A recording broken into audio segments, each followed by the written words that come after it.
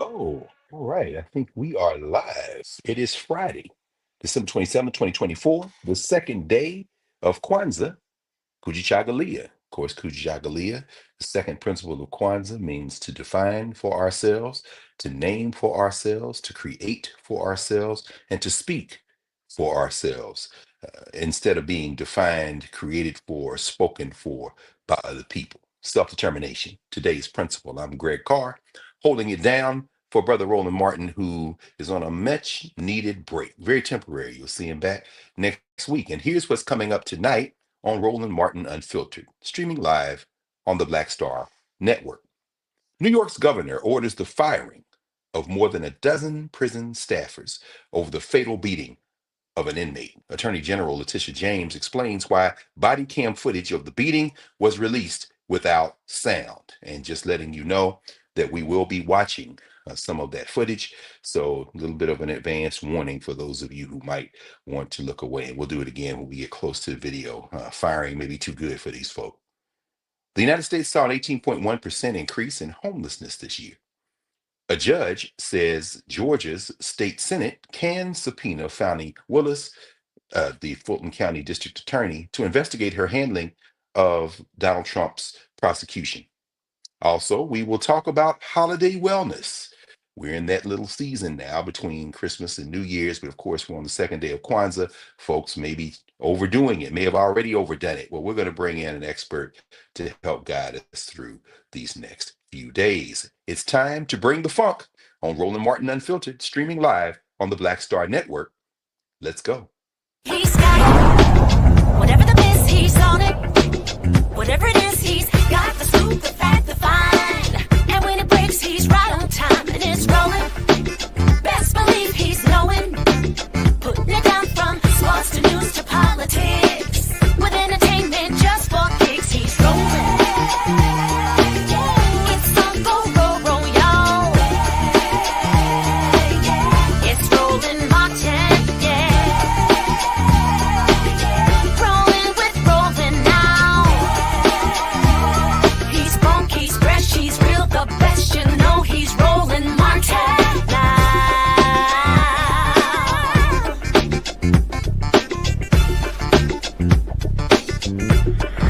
Martin!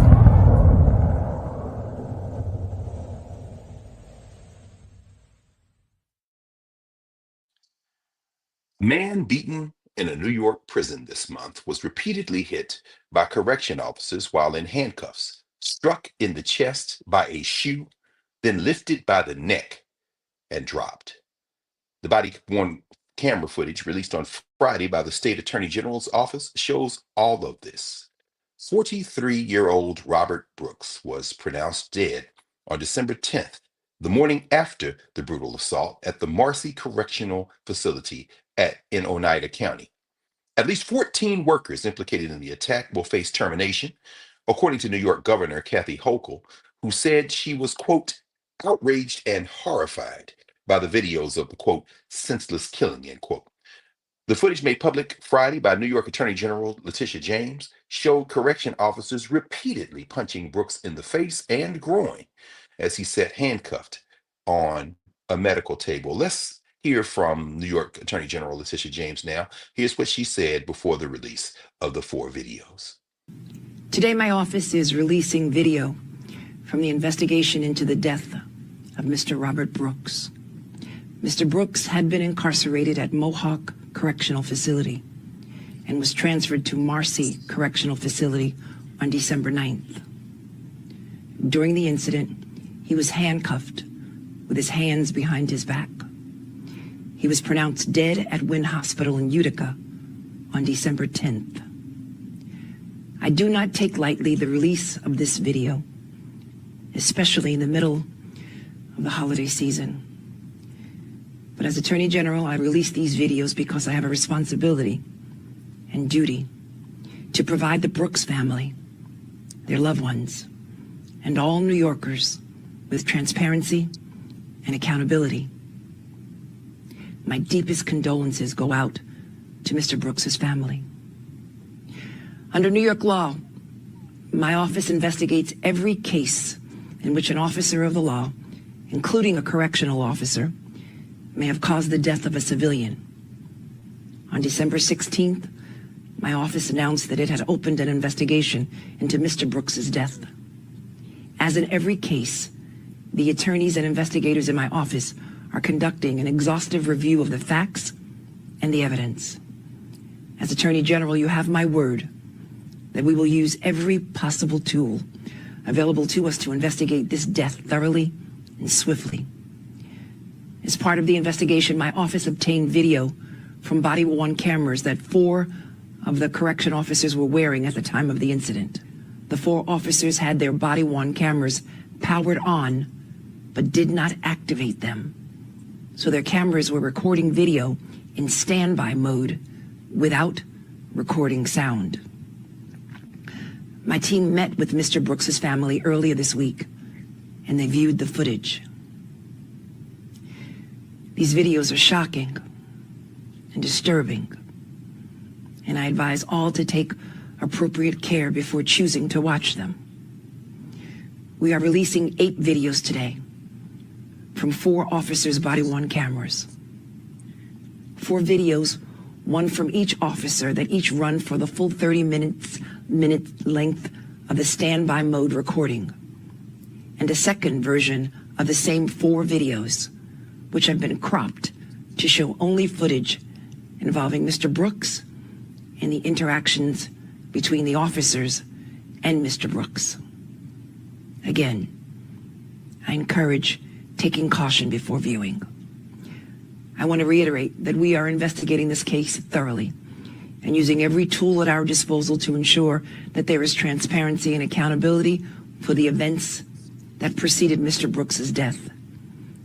I also want to make clear that this video and the conduct of these officers should not reflect poorly on the work and professionalism of the countless correction officers and correctional facility nurses throughout the state who go to work every day to protect and serve those in their care. Okay, as Attorney General James said, the videos are hard to watch. She cautions us to, quote, take appropriate care before viewing. They have no audio. So we have 4 videos. The first will show in its entirety. Our team, and thanks, Carol, our team is telling us that the first video from Correction Officer Michael Along's body cam is little in the vicinity of a minute, just a little over a minute long. In it, Brooks is being brought into the facility like an animal. Team, can we watch the first of the 4 videos?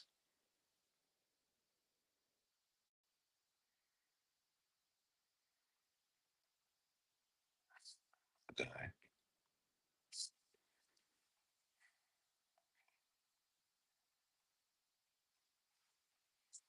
You heard General James said he's being transferred from Mohawk.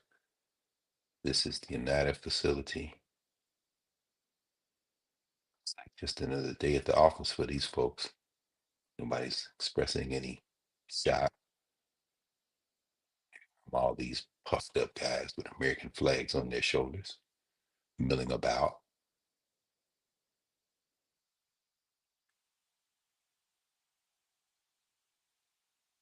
Right, glitch there. Okay. The next video is from Sergeant Glenn Trombley's body cam, and it shows exactly what happened when they got Brooks in that examination room. We saw him being taken in. This video in its entirety is 6 minutes and 41 seconds. We probably won't watch the whole thing. So this is the second video. Yes, this is Sergeant Trombley's body cam as he's coming in. You heard Attorney General James say that they did not have the sound on. They were in a mode that prevented the sound from being broadcast. So they're bringing him in here. Actually, we see a little bit earlier in the brutality as he's been carried in, not under his own power. And of course, we have our panel, Friday night panel. Brother Michael Imhotep from the African History Network, founder of African History Network, and Matt Manning, of course, Attorney Manning out of Corpus Christi, Texas. So, brothers, there is no audio here if either of you feel compelled to make any comments, or we just say watch. We're about 41 seconds in. It's being so obviously it's whatever time it was.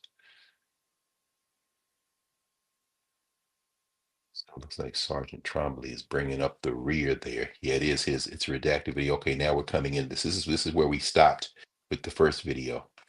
Michael along. Yeah, these guys with their pumped up fake courage. No black officers. Okay, the brother is sitting upright. Looks like he may have been able to be transported in his own power, but that wasn't going to happen. We can't hear anything as they're talking to him. Uh, Matt, how unusual is this, man? Have you ever seen anything like this, or kind of bringing somebody in like that? Yeah, I've never seen that, Doc. I've never once seen somebody transported in like that. And I'm kind of glad you asked me that, because one of the things that's immediately very concerning and strange is that this happened during an immediate transport. So how, it's presumably there's not already some relationship where they knew this person or had animus toward him, right? Because he's being moved to a new facility. So it's pretty unusual to see that kind of thing. But also, what I've seen on this case so far is that obviously he's handcuffed. I mean, he was being transported. So I don't even know that they can make any accusation he was in any way posing any threat. So I think part of the reason they got fired, Uh-huh. is, I mean, what you're looking at on the video, you don't see anything where he looks like he's making any kind of movements where they can say, there was any kind of threat he was facing or that they were facing from him. So I don't have any idea why this is happening this way. It's very unusual and extremely problematic, which is why I'm thinking the powers that be jumped to cut these people loose so quickly. Yeah, because it did seem very quick, right? I mean, the governor, look at this Mhm. man with his courage and his tiny fist. Oh, Mikey, what do you think, brother? I was reading the article from the Associated Press on this case, and I see that you have 13 correctional officers and one nurse that have been fired. And the first question I ask is, okay, so what caused, why is this altercation happening? He's already in handcuffs. So, because I haven't been able to find out, and I'm not even sure if they released this, what precipitated this and what's the cause of this, number one. Number two, the union for the correctional officers, even though they say they will defend them in court. Mike, just go ahead. Yes, sir. No, just very quickly, don't forget that point there. Here go these punks beating on this brother. This is another angle. This is correction officer Matthew Gallagher's body cam. Looks like we're picking up, and thanks, team. Looks like, look at this punk. Choke, what the hell? This is happening. This looks like it's picking up right around the same time that we paused Trombley's body cam. So this is Gallagher, correction officer Matthew Gallagher, picking up from there. And then after this, we'll see a little bit from Michael Fisher. But go ahead, Mike. You're about to talk about the union, the police union. Yeah. The union said even though they are going to defend the correctional officers in court, they said a union spokesperson said what we witnessed reviewing the body cam footage is incomprehensible, to say the least, and certainly not reflective of the great work that the vast majority of our membership conducts. But sure. the union condemned this behavior, which is strange for unions, because usually unions, like we've seen numerous police shootings, and the unions say the police officers fear for their lives, the police officers did nothing wrong, things like this. But here the union is admitting that the officers did something wrong, and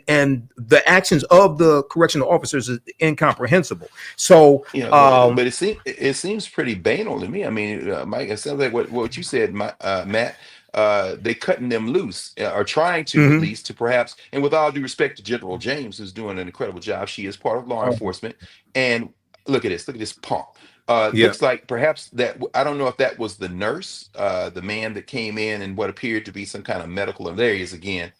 who's also being cut loose. But what's striking, one of the striking things about this absurd display of white nationalism is the banality. I mean, we talk about the banality of evil. Nobody is seems to be they're nonplussed. They're just kind of moving around in the facility. They're in the room. This punk over here is standing up, just kind of watching as if he's observing, somebody playing cards or just filing out a report. So is it surprising that they would close ranks and try to expunge these people from their ranks, perhaps to prevent a deeper investigation? Certainly, we don't have to worry about pattern and practice from the incoming white nationalist government of Donald Trump. So you won't Right. have Kristen Clark involved in this. But I don't know. I mean, was that one of the points you were trying to make, Matt? In fact, that perhaps this is why they move so fast.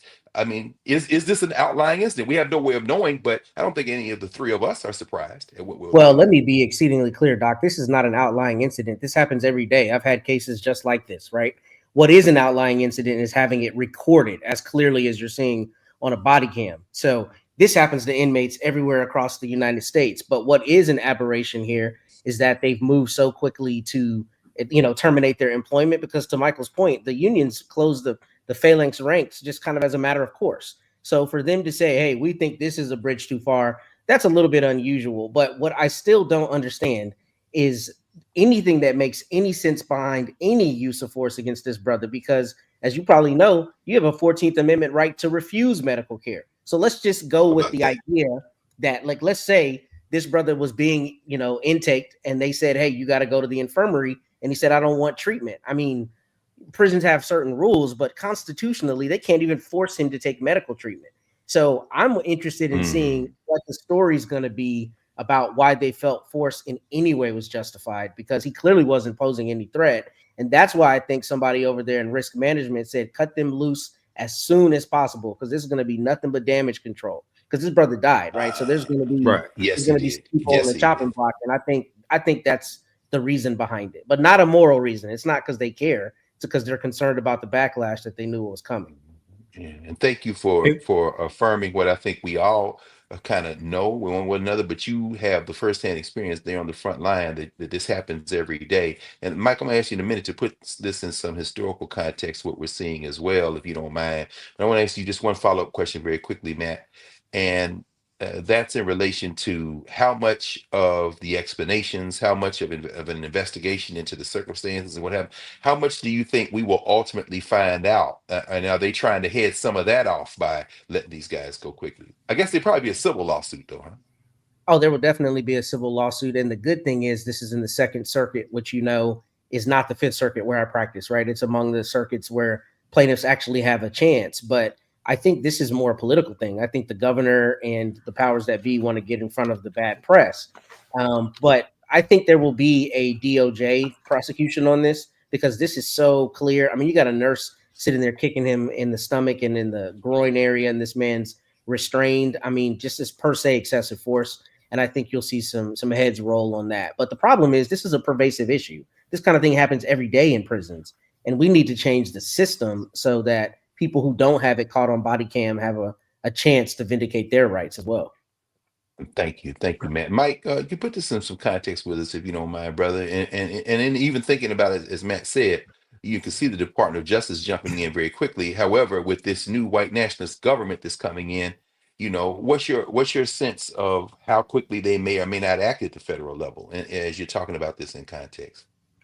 Oh, well, the Trump administration is going to do absolutely nothing about this at the federal level. I mean, keep in mind, Donald Trump, for this for the 2024 campaign, Donald Trump said basically he was going to unleash the police, and he was going to give police officers 100% immunity against criminal prosecution for doing their jobs. All right. So and then if we go back and look at what happened during the first Trump administration, we know that his two attorney generals, Jefferson Beauregard Sessions III and William Barr, they basically stopped doing investigations into patterns and practices of police departments. There were about 23 under the the 8 years of Obama, there was only one under Donald Trump. And when Jeff Sessions, his first attorney general, became attorney general, Jeff Sessions tried to back out of the consent decree that the Baltimore Police Department and the Chicago Police Department entered into under the Obama administration. So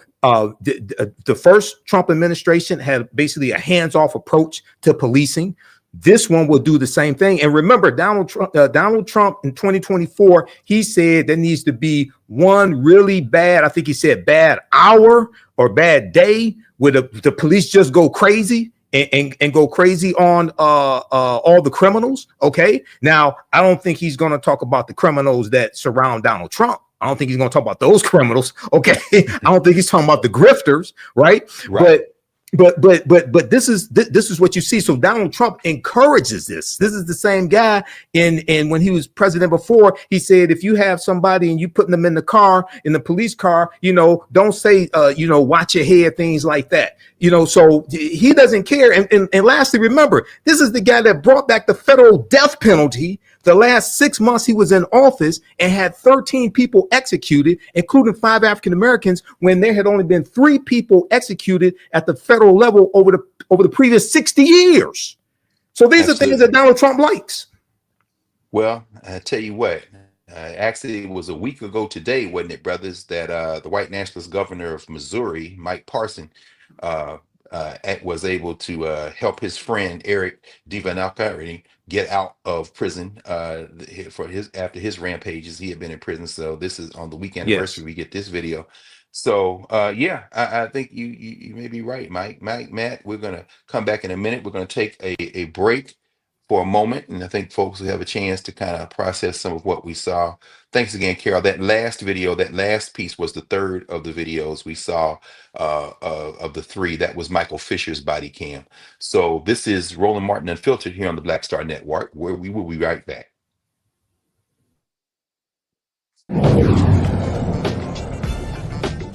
Now streaming on the Black Star Network. I was challenged by my uncle early on, before I even had a career. Like, I was maybe 8 years old, and my uncle said, what do you want to do?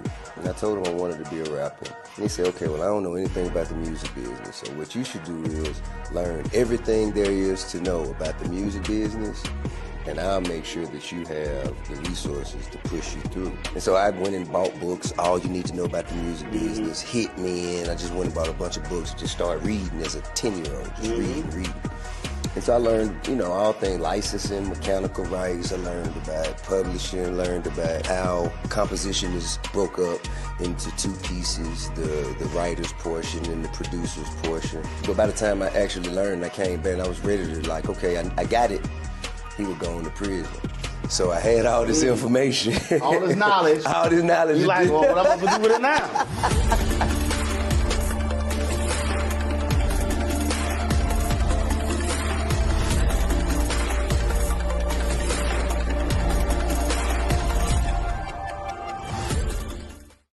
Hi, I'm Isaac Hayes III, founder and CEO of Fanbase. Fanbase is a free-to-download, free-to-use, next-generation social media platform that allows anyone to have followers and subscribers on the same page. Fanbase was built through investment dollars from equity crowdfunding from the Jobs Act. People just like you help build Fanbase, and we're looking for more people to help build Fanbase. We are currently raising $17 million in a Regulation A crowdfund on Start Engine. We've already crossed $2.1 million, but we're looking to raise more capital from people just like you that deserve the opportunity to invest in early stage startups without having to be accredited investors. So right now, I'd like you to go to startengine.com/fanbase and invest. The minimum to invest is $399. That gets you 60 shares of stock in Fanbase right now, today. And then use Fanbase to connect with friends, grow your audience, and be you without limits.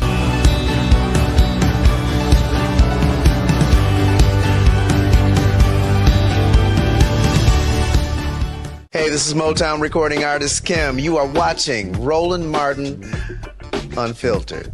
That boy, he always unfiltered though. I ain't never known him to be filtered. Is there another way to experience Roland Martin than to be unfiltered? Of course he's unfiltered. Would you expect Anything less? Watch what happens next.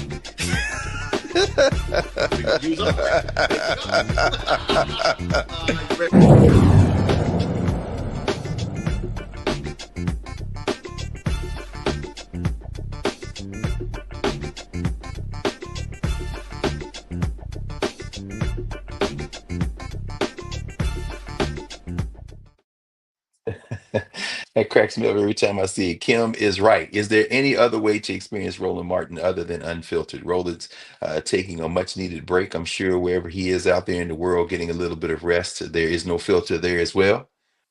So we're back here at Roland Martin Unfiltered on the Black Star Network on Friday night with Mike Imhotep and Matt Manning and myself, Greg Carr. And we're going to move now from one dimension of lynch law to evoke the great Ida Bell Wells Barnett out of Holly Springs, Mississippi. Lynch law in all its phases. We saw one of the phases in our first block, and here we are in the second block in North Carolina. A 20-year-old Black woman is fighting for her life after being doused with gas and set on fire. Ashanti Downey was rushed to the emergency room on December 16th with second and third degree burns down the right side of her body. Downey told police she was walking along Highway 27 toward a Dollar General in Harnett County when an unidentified man came up behind her, dumped gas all over her, and lit a cigarette that sparked the fire. No witnesses have been located, and authorities have not received any information from the public regarding this incident. Anyone with information is urged to contact Detective Ronald Beasley at 910-893-0151, the Hartnett County Sheriff's Office at area code 910-893-9111, the tip line at area code 910-893-0300, or submit a tip at p3tips.com. .com. There is a GoFundMe page that has been created to assist with Downey's medical expenses. There it is there. Looks like it's top 27,000. Certainly in this holiday season, in the season of reflection and thanks for family and community, people can dig deep here to help with her medical expenses. Her 21st birthday is on the last day of Kwanzaa, New Year's Day, the day of Imani, faith. My goodness. Gentlemen, any thoughts about this? Maybe we'll start with you, Mike. Again, lynch law in all its phases. Is this being emboldened by the current political climate? I mean, I know we don't know much about what happened, but any thoughts, initial thoughts, man? Yeah, we don't know much. I read the article on this from WRAL, so I don't want to read too much into it because the sheriff's department is looking for leads and they don't know what the motive is as of yet. But this is whatever it is horrific. It's horrific. She looks like a beautiful young lady, and burns over 70% of her body. It sounds like a cowardly act. Hopefully they find out what's behind this, what the motive was. What was this random? Was this somebody she knew? We don't know, but our hearts out to her. Hopefully she makes a recovery as best she can. We know her birthday's coming up, so and our hearts out to her family. But this is a horrific act that took place.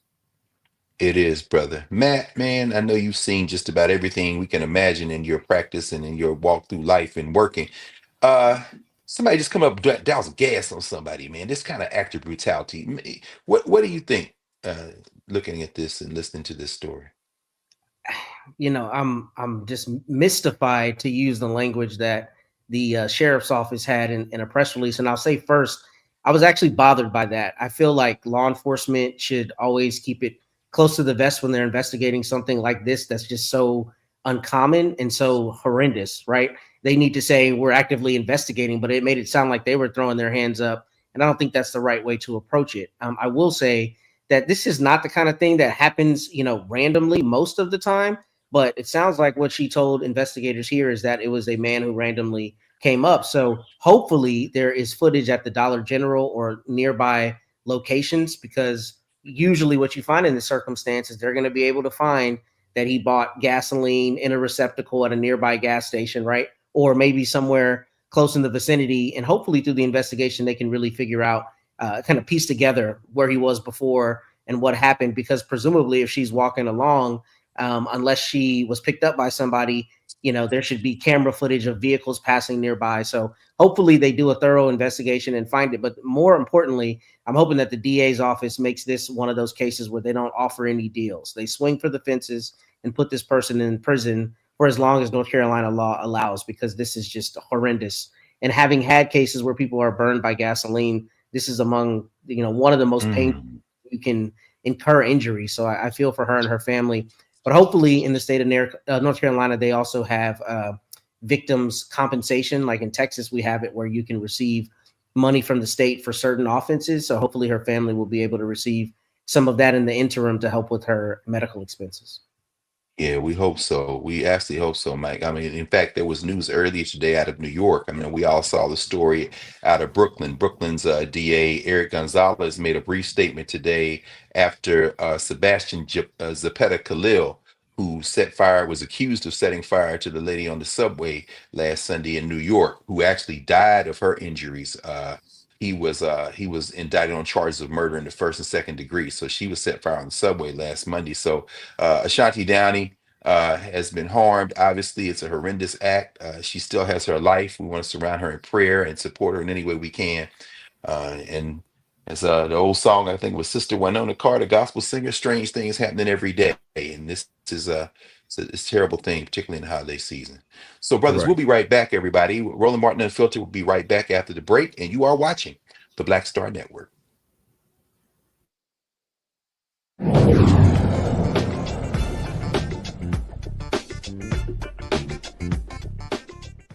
Hi, I'm Isaac Hayes III, founder and CEO of Fanbase. Fanbase is a free to download, free to use, next generation social media platform that allows anyone to have followers and subscribers on the same page. Fanbase was built through investment dollars from equity crowdfunding from the Jobs Act. People just like you help build Fanbase, and we're looking for more people to help build Fanbase. We are currently raising $17 million in a Regulation A crowdfund on Start Engine. We've already crossed $2.1 million, but we're looking to raise more capital from people just like you that deserve the opportunity to invest in early stage startups without having to be accredited investors. So right now, I'd like you to go to startengine.com/fanbase and invest. The minimum to invest is $399. That gets you 60 shares of stock in Fanbase right now, today. And then use Fanbase to connect with friends, grow your audience, and be you without limits.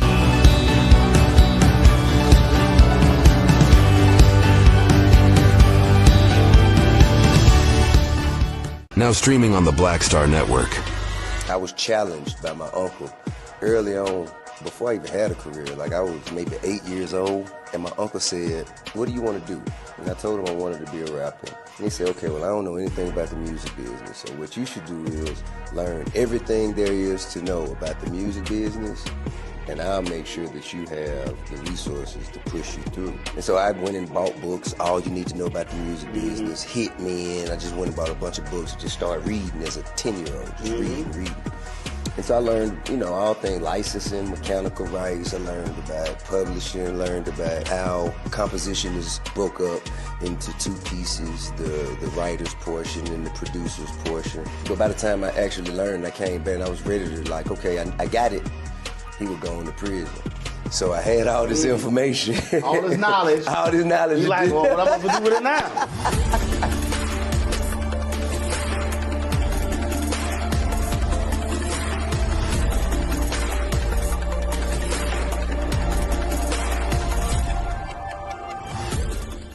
Now that Roland Martin is willing to give me the blueprint, hey, Cyrus, I need to go to Tyler Perry and get another blueprint because I need some green money. The only way I can do what I'm doing, I need to make some money. So you'll see me working with Roland. Matter of fact, it's the Roland Martin and Cheryl Underwood show. Well, should it be the Cheryl Underwood show and the Roland Martin show? Well, whatever show it's going to be good.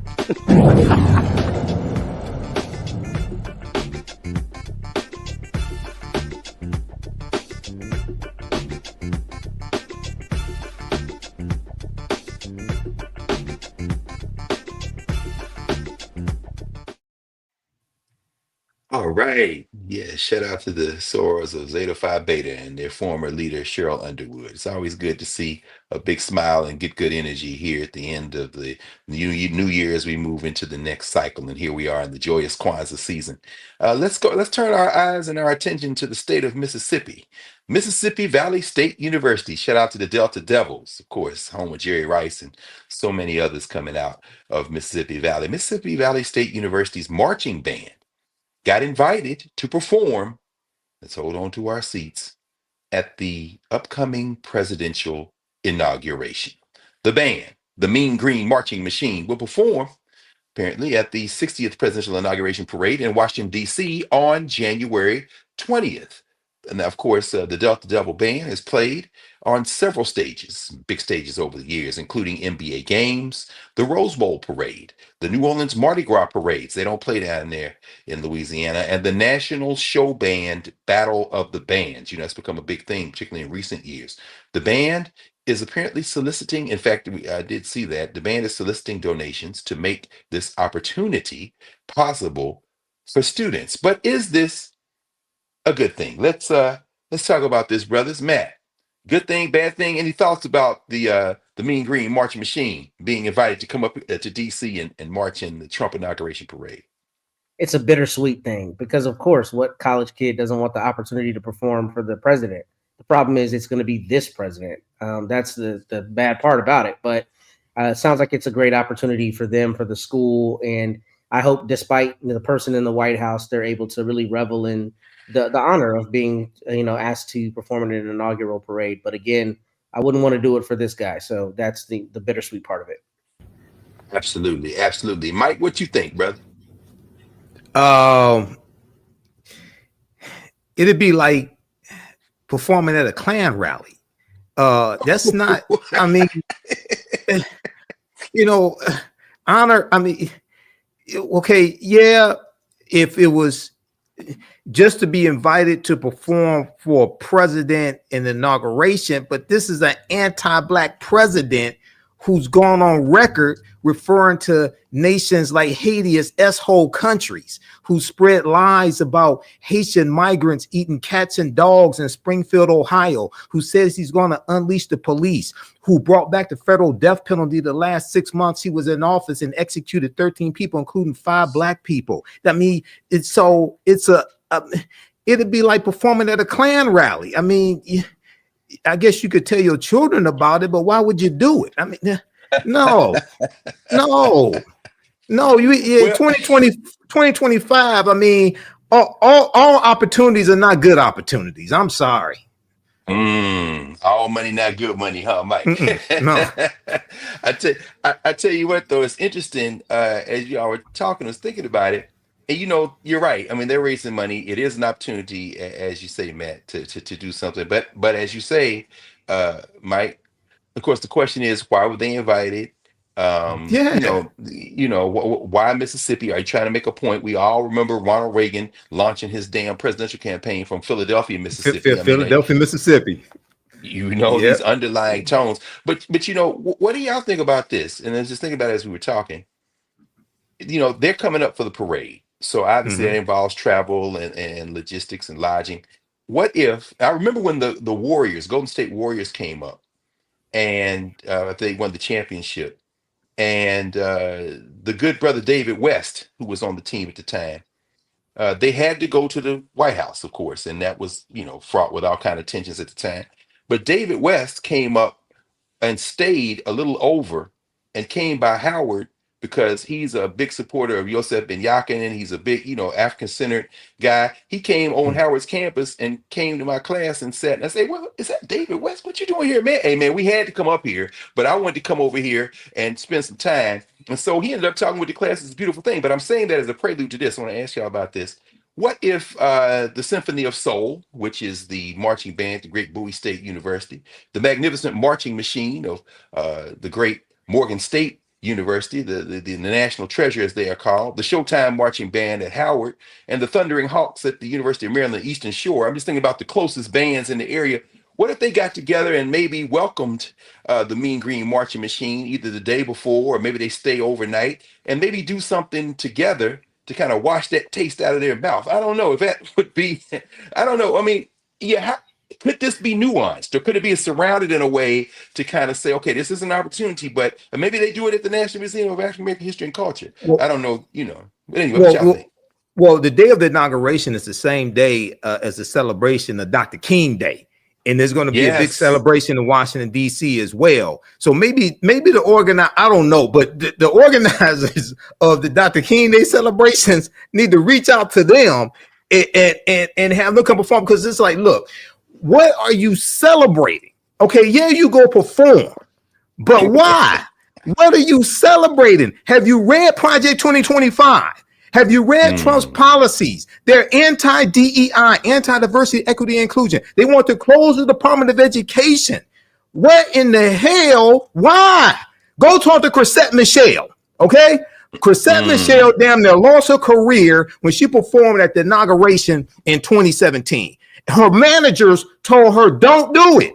She thought it would bring about a healing to the country for her to perform. I don't know why. Roland Martin interviewed her. She made no damn sense in the interview. Love Chrisette Michele. Okay. Love Chrisette Michele. Go talk to her. Why? Come on. Matt, what do you think about that, brother? Is it possible, Mike has kind of laid this out a little, since it is the King holiday celebration, might it be possible for Valley to fold in some other things, and maybe while they're marching through right quick for a parade, make this about something else? Or are they, as Mike says, running the risk of perhaps being known for something they don't want to be known for? Well, I'm glad you asked it that way, Doc. Mike is right, and I'm wrong about this. This is not an opportunity you take the more I think about it. I think he's correct. I think there are a lot of things they can do to try to salvage it, but there have been so many statements by this Trump White House and by Mr. Trump in seeking the White House again that I think he's right. I don't know that they would be canceled by like Chrisette Michele. It's obviously apples to oranges with her being an individual artist and this being the band. But, there is precedent for people saying, I am not coming to the White House to, celebrate with you because I don't stand with your ideology. And I think you're right. I think my first take on it was probably a little short-sighted. I think it's, quote, an opportunity. But when somebody tells you that they hate you, why would you go do something for them, right? I mean, and that's what Trump has done here. So I think there are a lot of ways they could make it good. They could come by Howard. It would be great for them to come by and have like a battle of the bands at Howard at the football stadium. I mean, that would be dope. But that's a great idea, man. Right. Hey, Greg. That's a great idea. Yeah. The Mississippi State Valley Band. Go talk to Benny Thompson. Go talk to Representative Benny Thompson from Mississippi, who headed up the January 6th committee. Okay. Well, and filed a lawsuit against Donald Trump, Rudy Giuliani, and others using the Ku Klux Klan Act of 1871. Filed a civil lawsuit, right? Because of statements, derogatory statements they made against Benny Thompson and others. Don't forget Shay Moss and Ruby Freeman.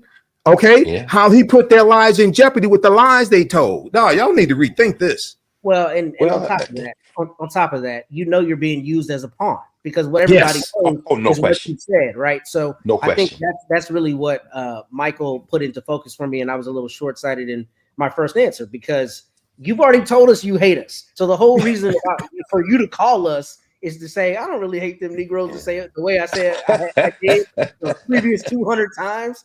So, you're playing into that. I do recognize that there will be some people who will be, like, man, this is the president of the United States. We have to take this opportunity. And I get that as a thought kind of in a vacuum. But when somebody tells you they hate you, take them at their word and don't go do something for them. So I think it's true. The more I think about it's true.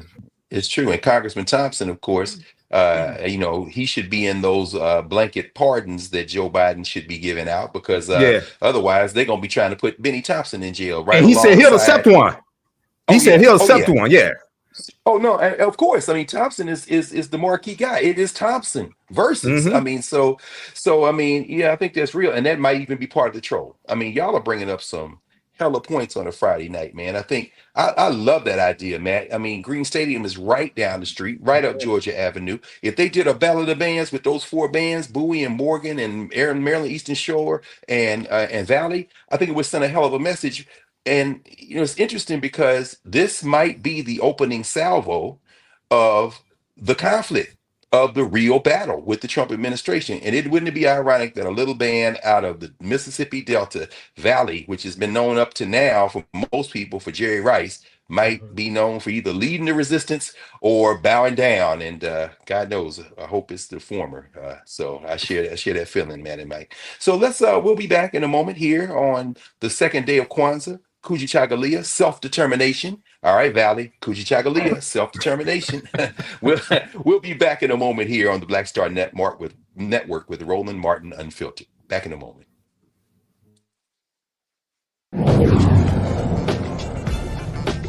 Coming soon to the Black Star Network. But y'all, when you're on that stage, or when you're seeing 2 and 3, 4 generations in the audience, that's got to speak to you about the power of what y'all have become. Oh, most definitely. I think we were doing our show before our tour, before our break, and remember, I was watching this kid. I could not take my eyes off him because he was about 9 or so. He was sitting in the front row with his, over on the right hand parents. side. Yes. I was amazed that this kid knew everything, and I was like tripping to see how many songs this kid actually knew. And he knew them all. And he knew them all. We had to go over there and bring him on stage and take a picture with him, at the end of the show and stuff, because it was just that amazing. It's like, this is crazy. The music travels everywhere, like what Philip was saying, seeing this young kid. Then you hear our songs on commercials, cold commercials. Then you have the younger ones that hear our music in animation.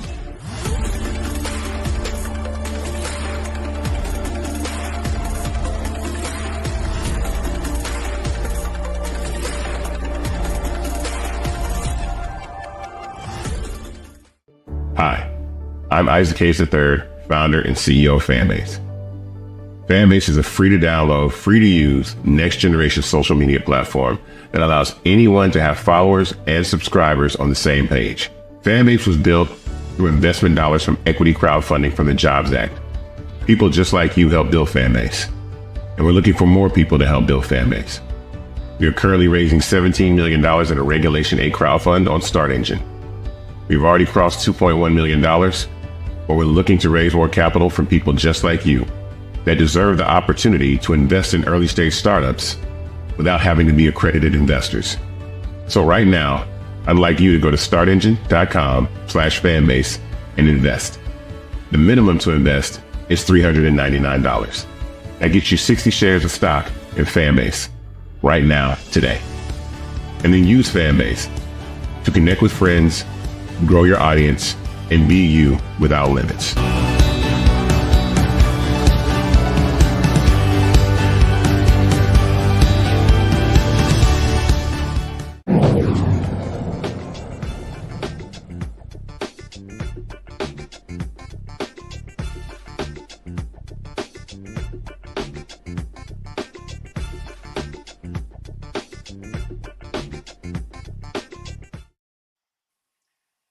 All right, friends, welcome back to Roland Martin Unfiltered here on the Black Star Network. Watching Brother Isaac Hayes there, thinking about Kujichagulia self-determination later on in the week in Kwanzaa, the principle of Ujamaa cooperative economics.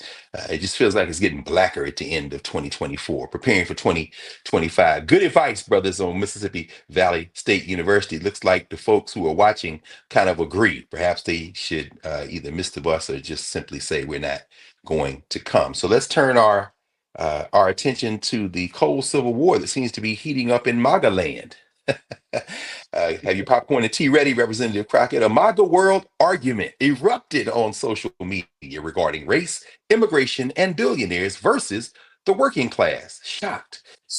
The conflict started Sunday when Trump named venture capitalist Sriram Krishnan as his advisor on AI policy, artificial intelligence, not to be confused with intelligence. Krishnan's appointment triggered an anti-Indian backlash, rather. Shocked again. Anti-Indian backlash? Where's Junior Varsity Vance's wife at this point? Vivek Ramaswamy escalated the conflict with a post on X. blaming an American culture that, quote, venerated mediocrity over excellence, end quote, for the growth in foreign tech workers. Apartheid baby Elon Musk tried to defend this argument by framing it as using immigration to supplement rather than replace American workers' might.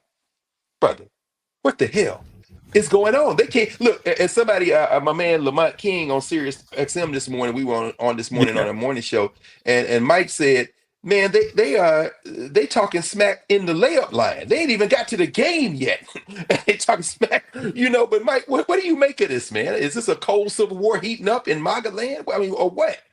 I think it is, and I saw it coming because you wait a second. You're talking about immigrants.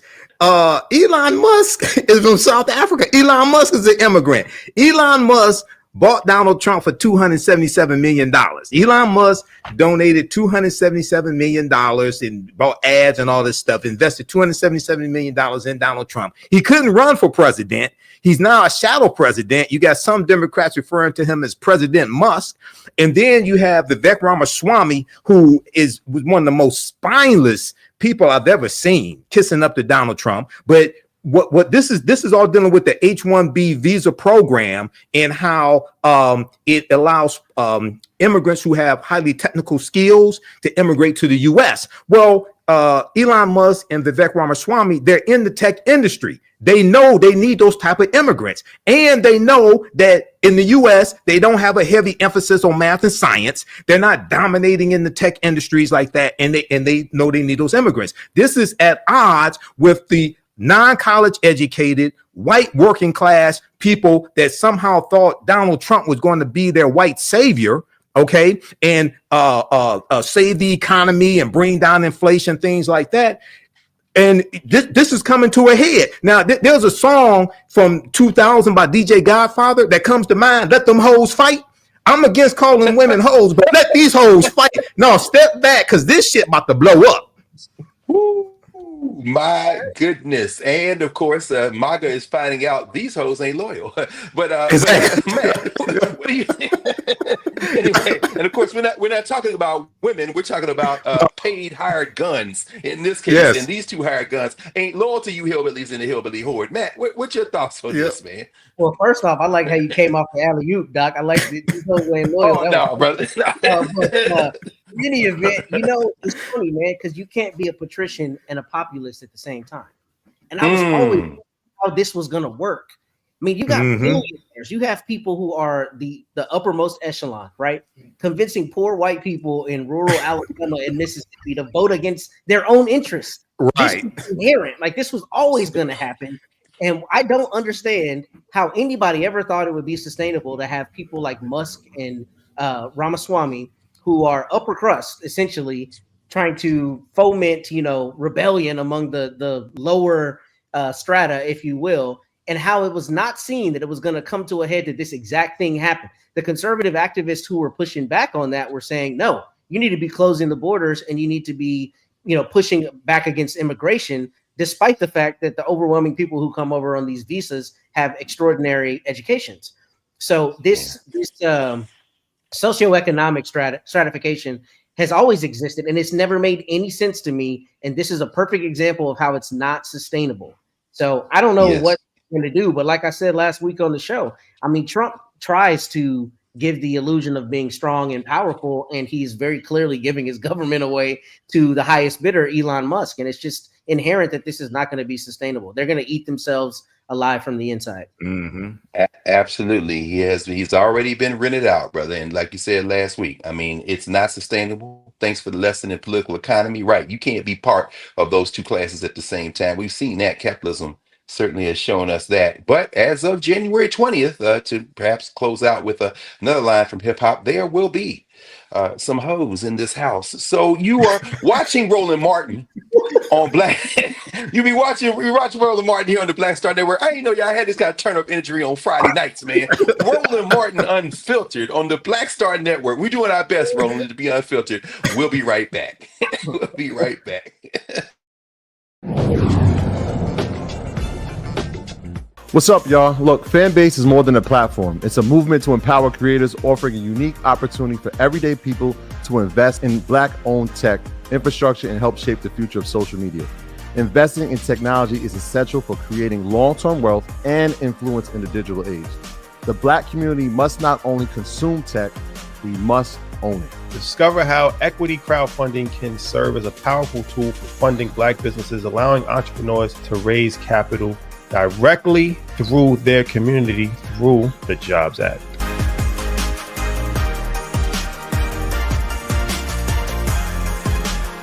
Now streaming on the Black Star Network. I was challenged by my uncle early on, before I even had a career. Like, I was maybe 8 years old, and my uncle said, "What do you want to do?" And I told him I wanted to be a rapper. And he said, "Okay, well, I don't know anything about the music business, so what you should do is learn everything there is to know about the music business, and I'll make sure that you have the resources to push you through." And so I went and bought books, All You Need to Know About the Music Business, Hit Me In. I just went and bought a bunch of books, just started reading as a 10-year-old, just reading. And so I learned, all things licensing, mechanical rights. I learned about publishing, learned about how composition is broke up into two pieces, the writer's portion and the producer's portion. But by the time I actually learned, I came back and I was ready to okay, I got it. He would go into prison. So I had all this information. All this knowledge. All this knowledge. You like, well, what I'm supposed to do with it now?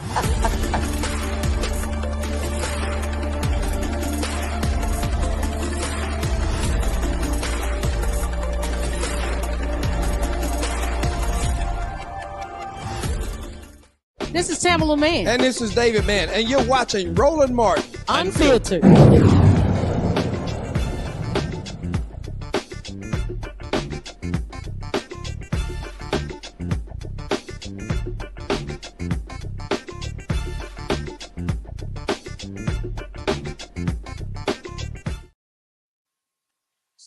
All right, welcome back to Roland Martin Unfiltered. And Matt, your idea about a battle of the bands is gaining traction, man. A couple of texts, people are fired up about that possibility. Hey, and by the way, the approaching storm marching band of the Delaware State University did not want to leave y'all out. That would be a finger in the eye, considering that that's Joe Biden's favorite HBCU for obvious reasons.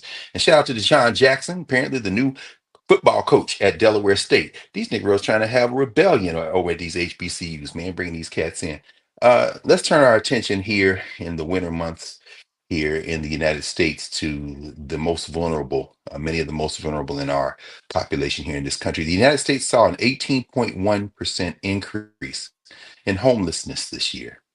The United States Department of Housing and Urban Development blames the rise on a lack of affordable housing, devastating natural disasters, and a surge of migrants. 23 out of every 10,000 people in the United States are homeless, with Black people overrepresented among the population. No surprise there. Family homelessness more than doubled in 13 communities impacted by migrants, including Denver, Chicago, and New York City. The increase in the homeless population of the unhoused population over the past 2 years contrasts with the success the United States has been having for more than a decade. Matt, you down there in a little bit more seasonable climate, but still, we see people on the streets everywhere in this country. Any thoughts on this crisis and how we might be able to address it? Yeah, and I'll keep it short. I mean, first, an 18% increase is huge. I mean, that's a big number. And the way my understanding is that they do this point in time is they count the number of unhoused people on a specific day at a specific time. So to have an 18% increase in 1 year is really astronomical to me, right? I mean, if you think about that increase, it's pretty substantial. But I think, Doc, one of the things we really have to grapple with as a society is how long we let private property rights go on before we start looking at the overall whole of a community. And I say that to say, I live in Corpus Christi. There are a bunch of commercial buildings that are vacant and have been vacant the entire time I've lived here. It doesn't make sense to me that our local government doesn't have some incentive program to help, reform those, because especially in a place like Corpus, it's so temperate throughout the year that we have a pretty large unhoused population.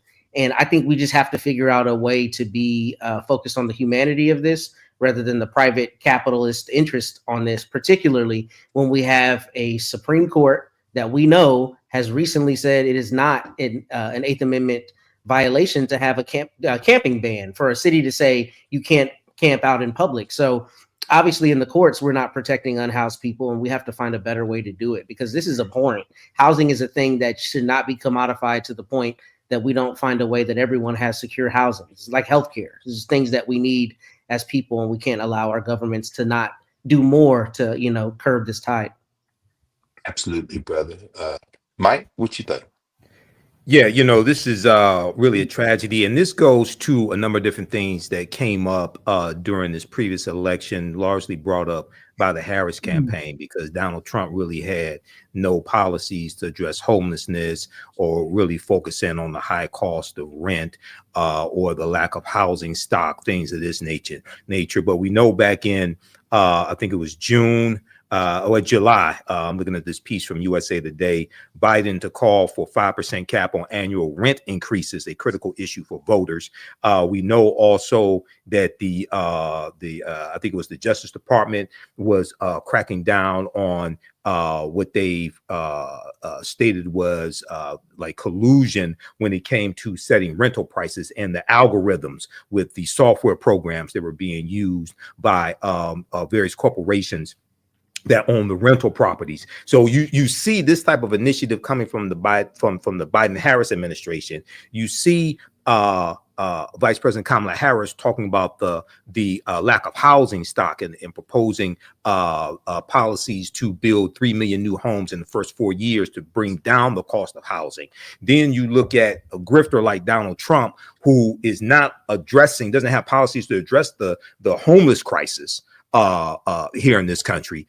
And you're going to see more of this. It's going to get worse under the Trump administration. If he imposes his tariffs, okay, it's going to get worse. You're going to see probably the economy go into a recession, and you're going to see the unemployment rate increase, and it's going to get worse. This is how elections have consequences. So this is bad, but Trump hasn't even taken office yet. Wait till he gets in office.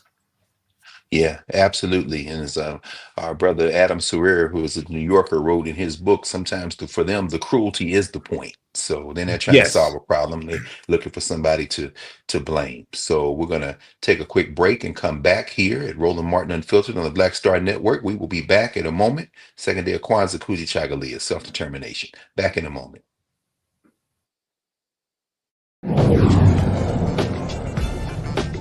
Now streaming on the Black Star Network. I was challenged by my uncle early on, before I even had a career. Like, I was maybe 8 years old, and my uncle said, "What do you want to do?" And I told him I wanted to be a rapper. And he said, "Okay, well, I don't know anything about the music business, so what you should do is learn everything there is to know about the music business, and I'll make sure that you have the resources to push you through." And so I went and bought books, All You Need to Know About the Music Business, Hit Me In. I just went and bought a bunch of books and just started reading as a 10-year-old, just reading. And so I learned, all things licensing, mechanical rights. I learned about publishing, learned about how composition is broke up into two pieces, the writer's portion and the producer's portion. But by the time I actually learned, I came back and I was ready to okay, I got it. He would go into prison. So I had all this information. All this knowledge. All this knowledge. You like, well, what I'm going to do with it now?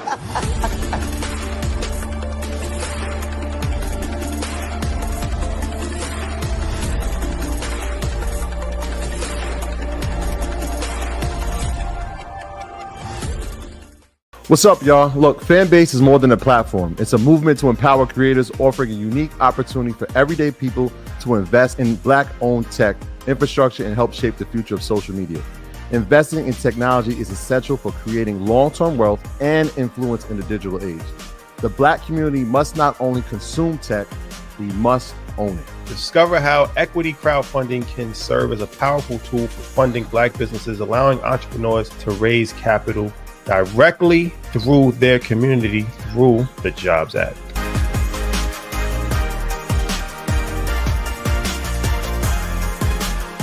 Coming soon to the Black Star Network.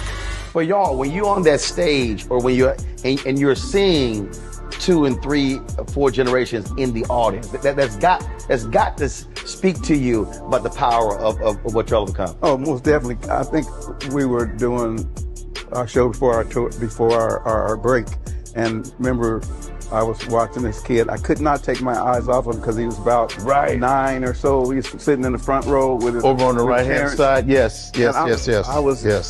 I was amazed that this kid knew everything, and I was like tripping to see how many songs this kid actually knew. And he knew them all. And he knew them all. We had to go over there and bring him on stage and take a picture with him, at the end of the show and stuff, because it was just that amazing. It's like, this is crazy. The music travels everywhere, like what Philip was saying, seeing this young kid, then you hear our songs on commercials, cold commercials. Then you have the younger ones that hear our music in animation.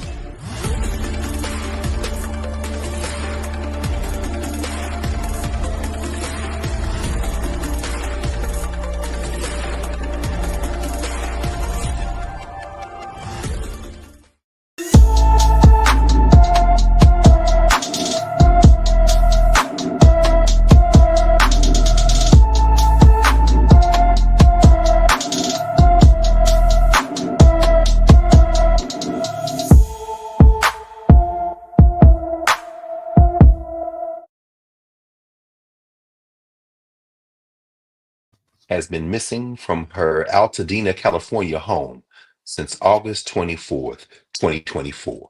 The 15-year-old is 5 feet tall, weighs 109 pounds, with black hair and brown eyes. Anyone with information about Leilani Collins should call the Los Angeles, California Sheriff's Department at area code 626-798-1131.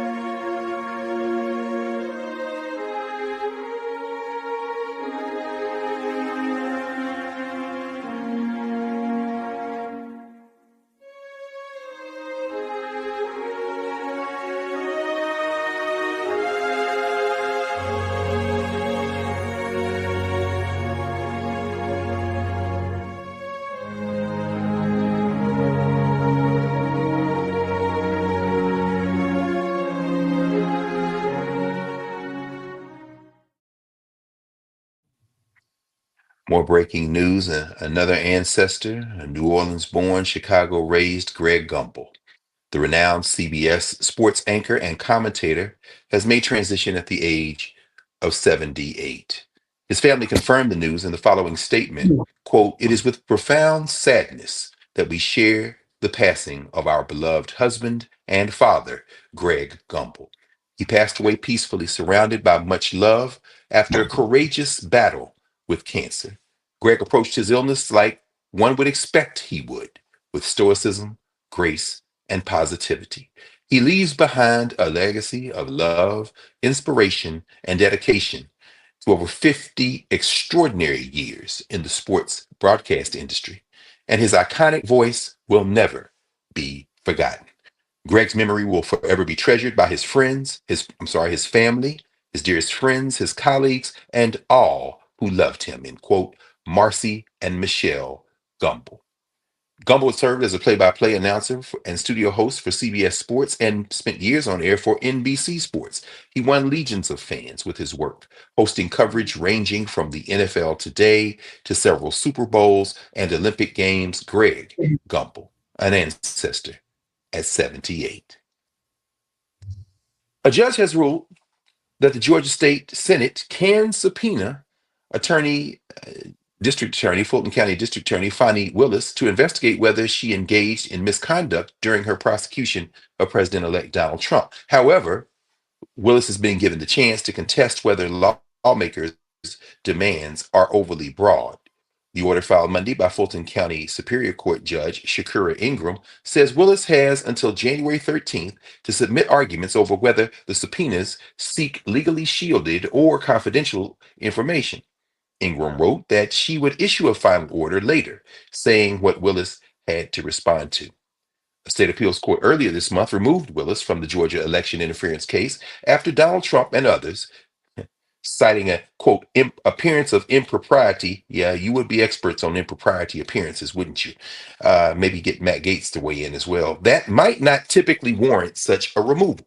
The Georgia Court of Appeals, 3 Republican judges, said in a 2-1 ruling that because of the romantic relationship Willis had with Special Prosecutor Nathan Wade, quote, this is the rare case in which disqualification is mandated and no other remedy will suffice to restore public confidence in the integrity of these proceedings. They did that with a straight face and tongues, hopefully firmly in cheek. But of course, you could hear the laughter as they did that. Willis's office immediately filed a notice of intent to ask the Georgia Supreme Court to review the decision.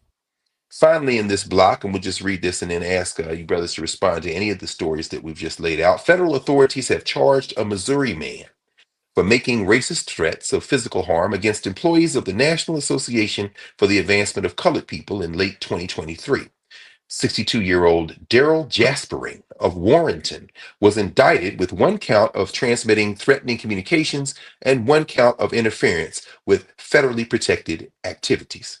For transmitting threatening communications, Jaspering faces a maximum penalty of 5 years in prison and a fine up to $250,000. Wait, then we got one more in the block. I'm going to read this one, so then we can think about this, man. It's a lot going on, and obviously, these people seem to be more and more out of control with this double standard. Let's go to Virginia with a federal jury there. A federal jury in Virginia convicted a prison lieutenant and nurse for ignoring an inmate's medical crisis that led to his death.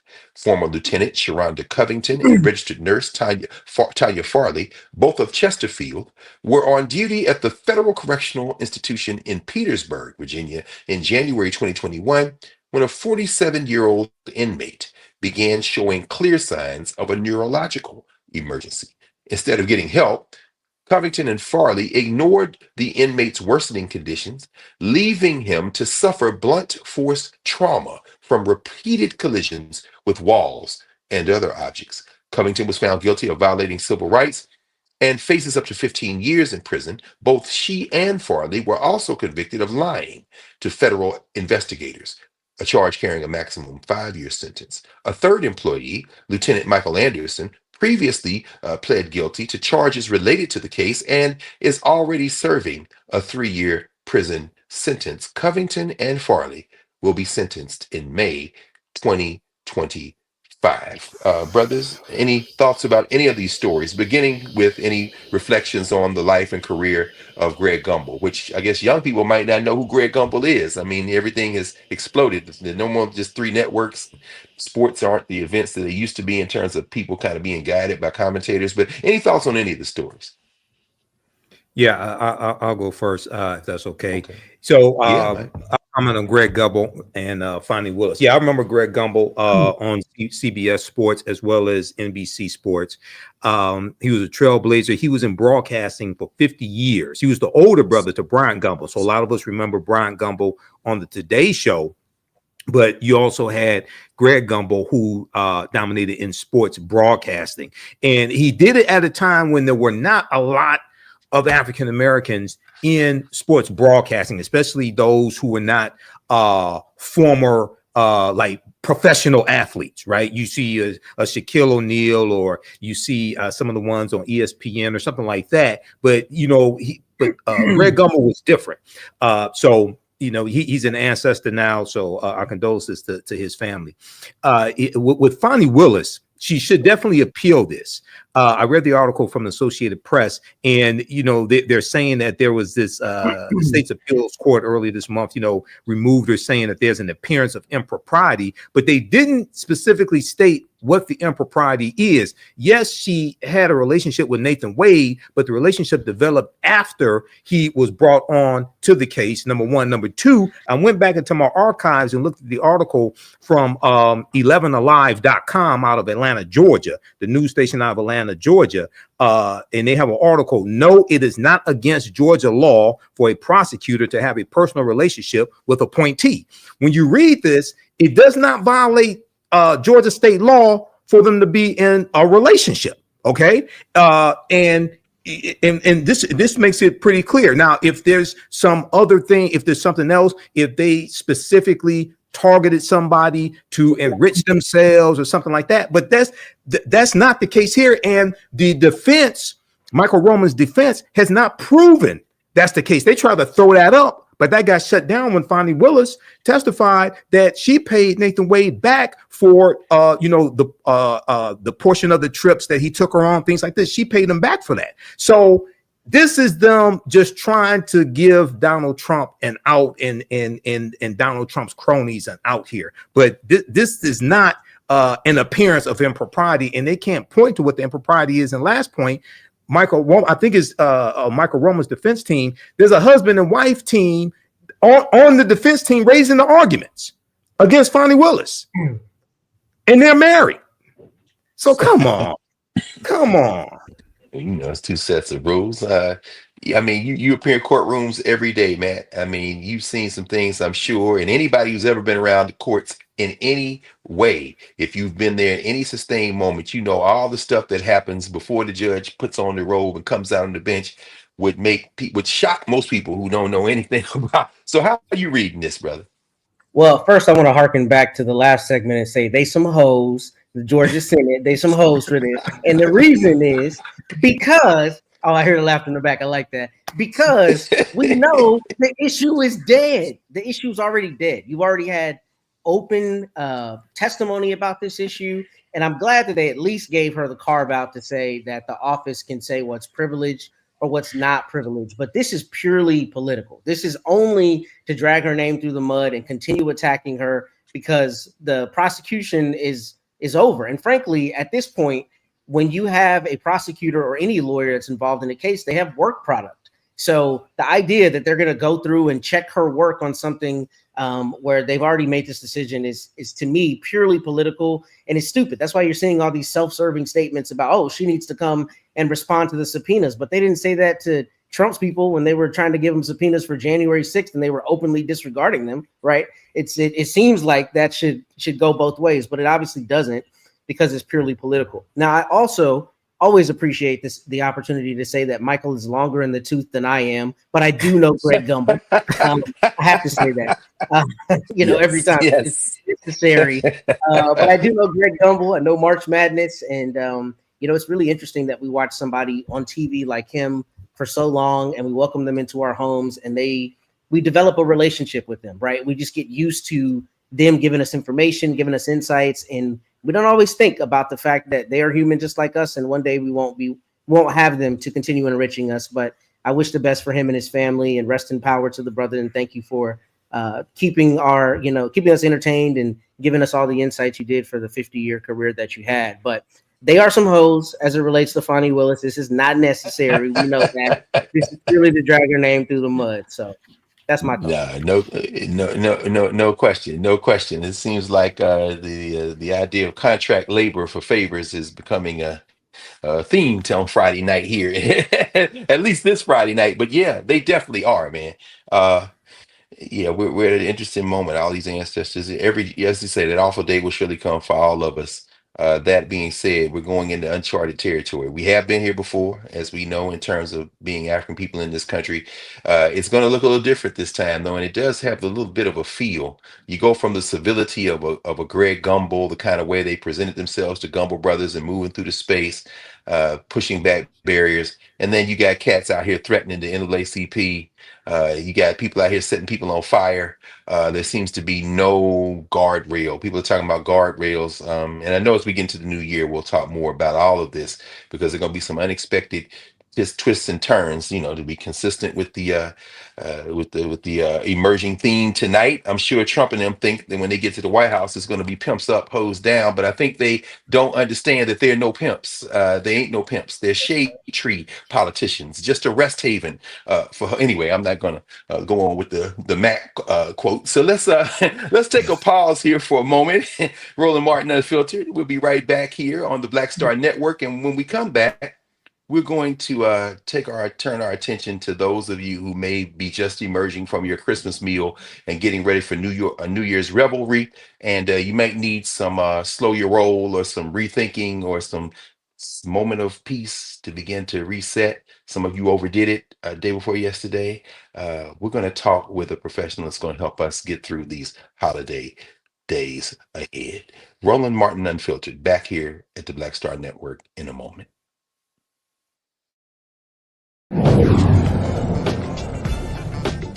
Now streaming on the Black Star Network.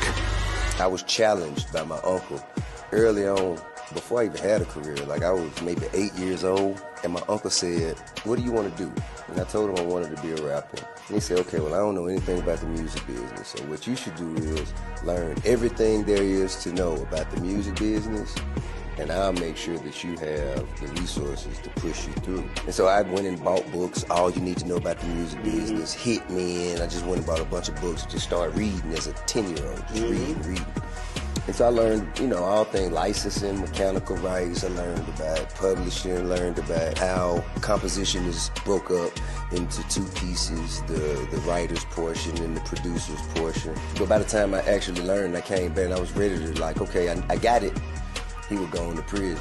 So I had all this information. All this knowledge. All this knowledge. You like, well, what I'm going to do with it now?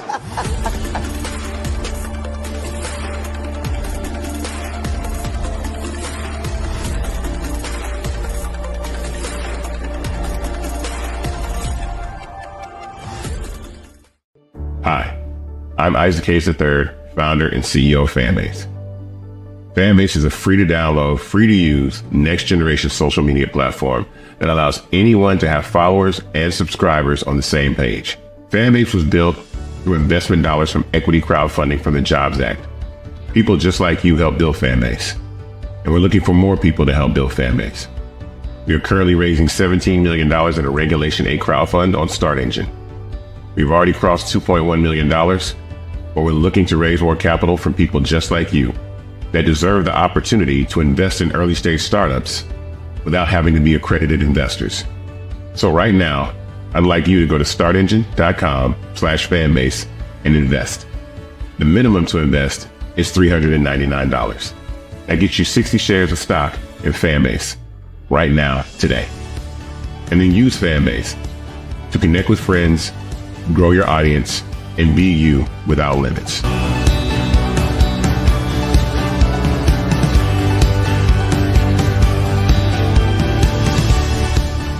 Hey, this is Motown recording artist Kim. You are watching Roland Martin Unfiltered. That boy, he always unfiltered though. I ain't never known him to be filtered. Is there another way to experience Roland Martin than to be unfiltered? Of course he's unfiltered. Would you expect anything less? Watch what happens next.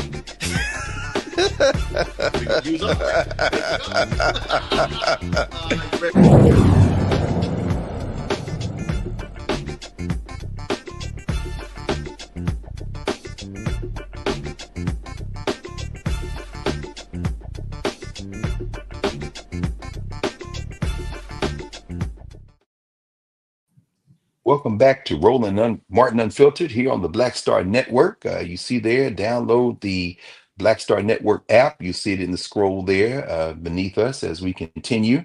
We are in the holiday season, Kwanzaa and Christmas and Hanukkah and all of the various rituals of celebration. And with the holiday season, with this great celebration come a lot of things, including great germs, among other things. According to a KRC research survey, 51% of Gen Zs and 36% of millennials experience FOMO, fear of missing out. Uh, Matt, somebody told me the other day they didn't know what long in the tooth meant. This was one of my students, and I'm like, wow. Well, you're looking at it when you're looking on the screen right now, a little long in the tooth. But I don't have fear of missing out. I have fear of missing sleep. But this is why adopting a routine to stay healthy during the holiday season is essential. So this time last year, we brought in Dr. Reva Kelsey, who's the program director of the Morehouse School of Medicine residency program and associate dean of graduate medical education, to discuss how holiday season wellness unfolds and some things we can do. And so we thought we would bring her back here during the Kwanzaa season, self-determination, Kujichagulia, the night of Kujichagulia, to help us and help ourselves to discuss and to be well during this holiday season. Welcome back to Roland Martin Unfiltered, Dr. Kelsey. Thank you. Thank you for having me. Yes, ma'am. So we know everybody is reveling and having excess, and then there are other people who are isolated, maybe, and maybe have seasonal affective disorder. One of the things you talked about last week, this is a wide open field, and we thought we'd take the back end of the show today to maybe consult with you and get your thoughts on holiday season wellness and the range of things that are involved and some things we should be looking out for and maybe preparing for and trying to do to make ourselves and keep ourselves well during this season. So the floor is yours, Doc. Well, thank you. And this is such an important topic. So thank you for thinking about this on this Friday as we approach the end of the year. Certainly in the holiday season, it is a time for people to come together with friends and with family and loved ones, people we may not have seen in quite some time. And with that comes many things. I mean, of course, with that comes meals and other ways that we engage. It comes visiting both people in their homes and out in other settings. And so it's important for us to maintain some healthy habits when we do that.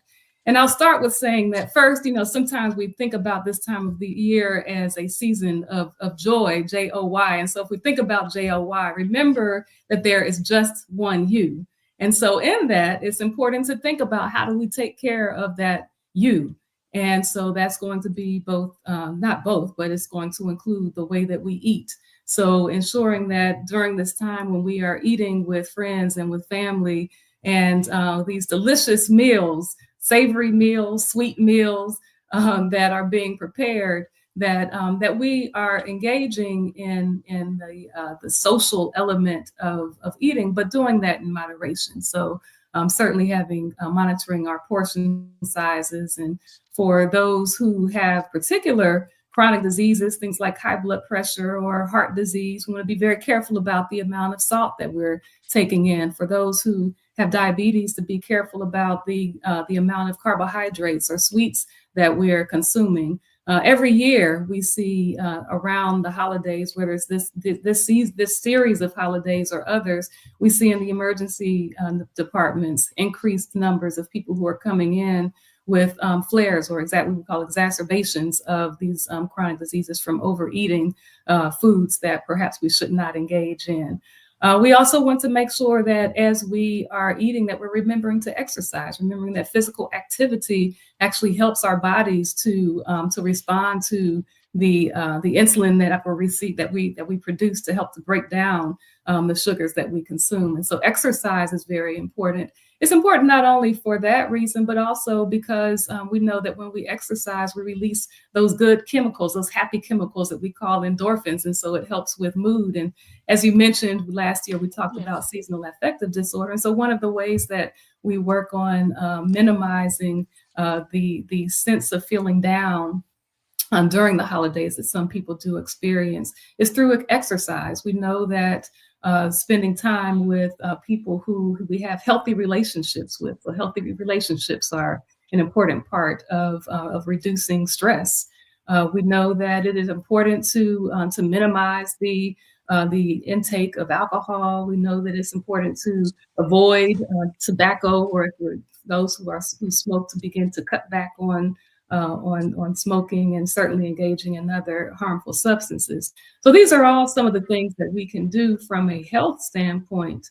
Certainly when we think about ways that we fortify our bodies, I talked about decreasing stress, because we know that when we're under stress, that some chemicals, cortisol, hormones, and those things that cause us to feel more stress and cause, as I talked about before, things like diabetes to worsen or to flare, cause our sugar levels to be elevated.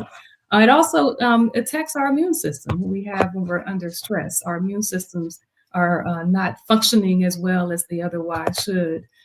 Getting adequate sleep is important. So, we talked about nutrition, we talked about exercise, we're talking about being around people who are with whom we have healthy relationships, minimizing those substances that are going to be harmful substances. And rest is really important also. We know that there are many demands on us generally, but also during the holidays, and knowing that while connecting with people is important for mood, but we also know that when we overdo it, that we don't give our bodies an opportunity to rest. And so rest, just sitting still is important, and then also rest as we sleep, getting about at least 6 to 7 hours of sleep, or for some it's up to 9 hours, 7 to 9 hours. For those, depending on one's body, they require different amounts of sleep. So those are some, kind of some general tips. We think about taking advantage of those persons who are around who can feed into our spirits. So it's important for us to sit with elders. So elders who can share wisdom, elders who can share family stories, elders who can share, some of the lessons that they've learned in life. And as we grow from those, that also becomes opportunities for us to take advantage of this time, that things tend to be a little slow from the standpoint of work, but where they ramp up in terms of our social activities. So make sure that as we are doing and engaging in these social activities, that we are engaging with people who can, again, feed into us, particularly spending some time with our elders. And so those are some very brief things that I would want to mention. I will say that a particular way to engage that many of us take part in during this time of year, and you talked about it earlier, is in Kwanzaa. And I, certainly not directly related to my work at work as a physician, but in the sense that I understand that there is a oneness between our mind, body, and spirit. And so when we engage with others in Kwanzaa and we rededicate ourselves to unity, the importance of unity and of self-determination, which is tonight in Kujichagulia, self-determination, as we recognize that we have a responsibility to each other. And so in the sense that we feel better when we are helping others, then that is where we think about Ujima, or collective work and responsibility. We know that particularly during this season, many people have a habit of overspending. And so, that increases stress.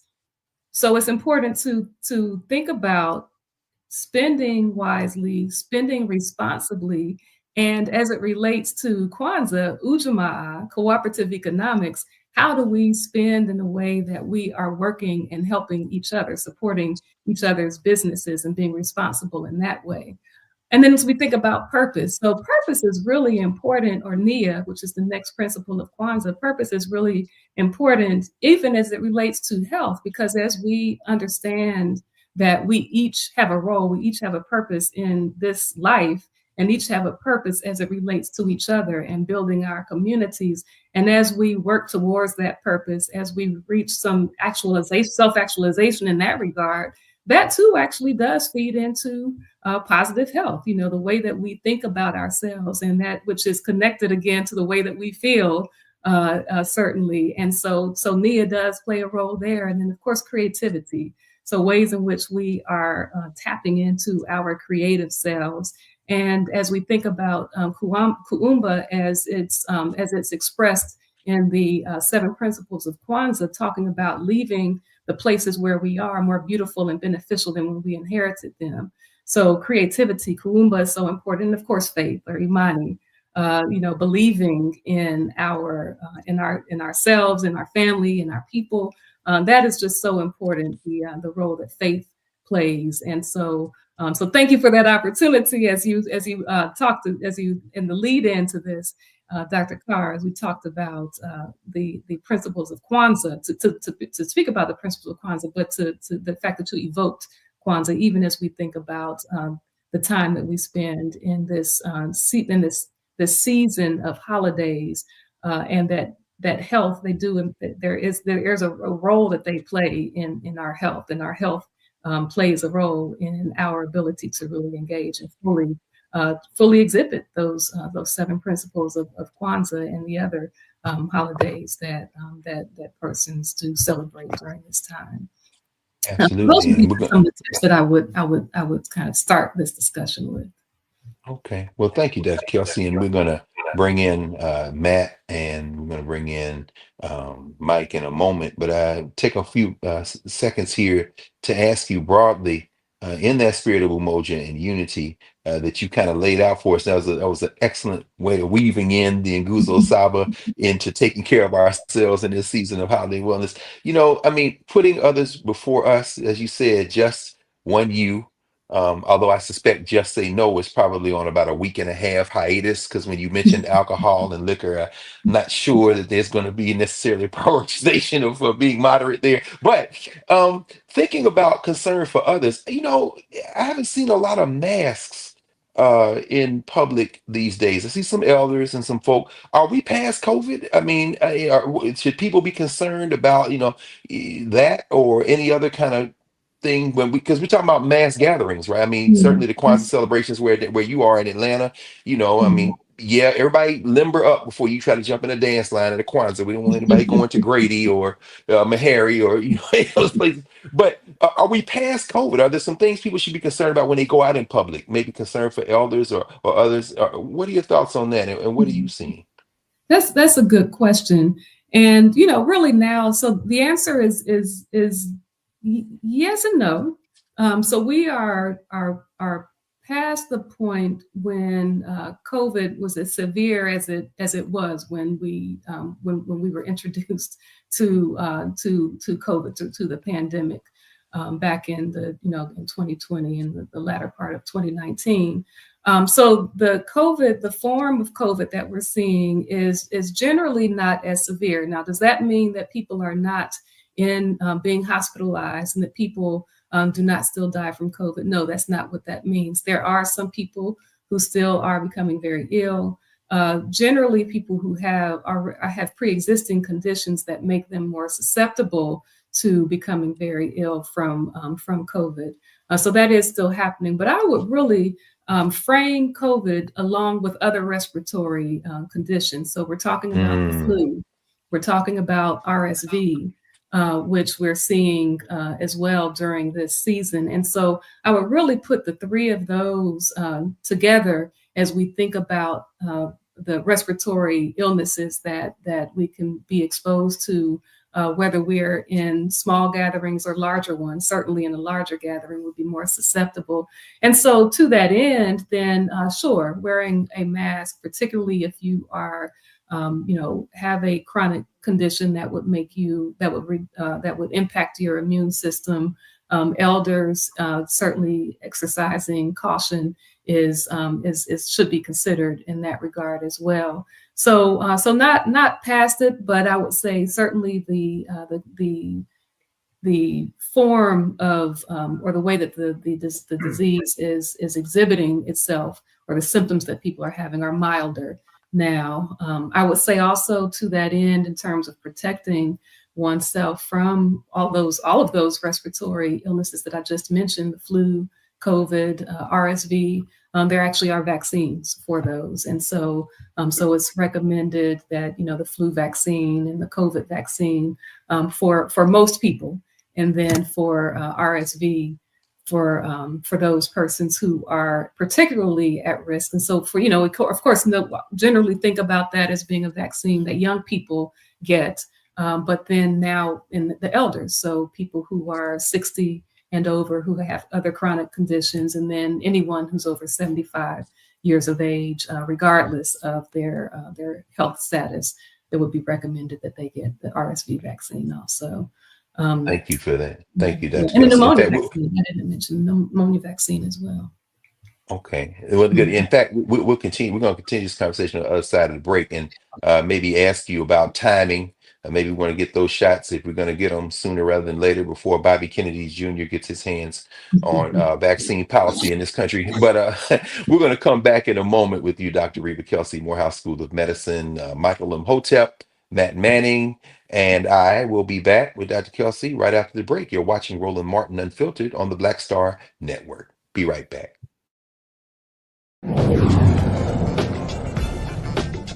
What's up, y'all? Look, Fanbase is more than a platform. It's a movement to empower creators, offering a unique opportunity for everyday people to invest in Black-owned tech, infrastructure, and help shape the future of social media. Investing in technology is essential for creating long-term wealth and influence in the digital age. The Black community must not only consume tech, we must own it. Discover how equity crowdfunding can serve as a powerful tool for funding Black businesses, allowing entrepreneurs to raise capital directly through their community through the Jobs Act.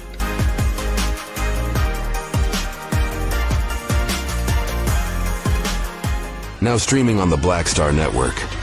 I was challenged by my uncle early on, before I even had a career. Like, I was maybe 8 years old, and my uncle said, "What do you want to do?" And I told him I wanted to be a rapper. And he said, "Okay, well, I don't know anything about the music business, so what you should do is learn everything there is to know about the music business, and I'll make sure that you have the resources to push you through." And so I went and bought books, All You Need to Know About the Music Business, Hit Me In. I just went and bought a bunch of books, just started reading as a 10-year-old, just reading.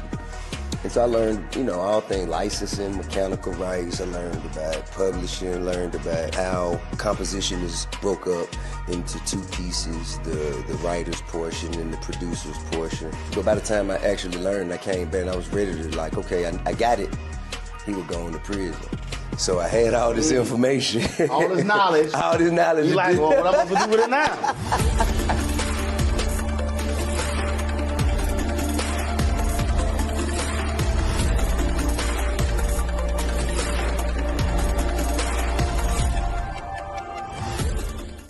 This is Tamala Mann. And this is David Mann. And you're watching Roland Martin Unfiltered.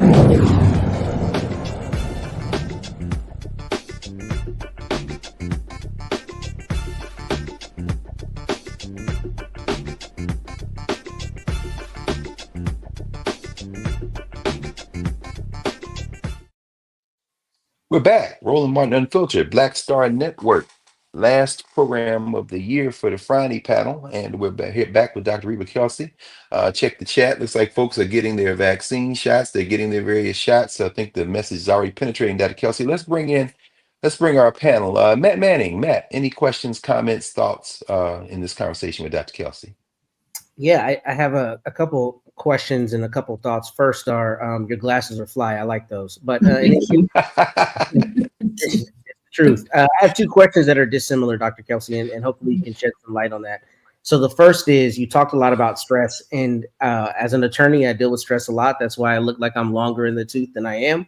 My question is, what suggestions do you have in terms of dietary responses? Are there specific things we can eat that help counterbalance some of the negative effects of stress, number one?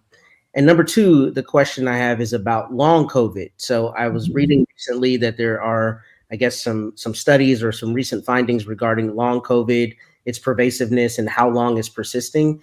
If you could, would you please elucidate us on what we should be looking for to see if maybe we're suffering from long COVID, how that's turning up, and how people can maybe protect themselves or get treatment if they're unaware that they're suffering from that? Sure. No, thank you for those two questions. And so the first related to stress and dietary approaches to stress. Certainly we know that fruits and vegetables generally are going to be important to consume. We know that minimizing sugar, and primarily because with sugar, we know that that's going to increase those stress hormones that I talked about, the cortisol hormones. And so with that, and then also we was salt to a certain extent because of the impact on the strain that it can place on the heart and the cortisol levels that can be increased because of that as well. So, if you talk about foods that can be helpful, then we would talk about our fruits and vegetables. And then those that would be ones that you would want to minimize are going to be your primarily sugars and carbohydrates as it relates to stress. And then I talked about rest as well. So don't forget that rest is very important in terms of stress minimization.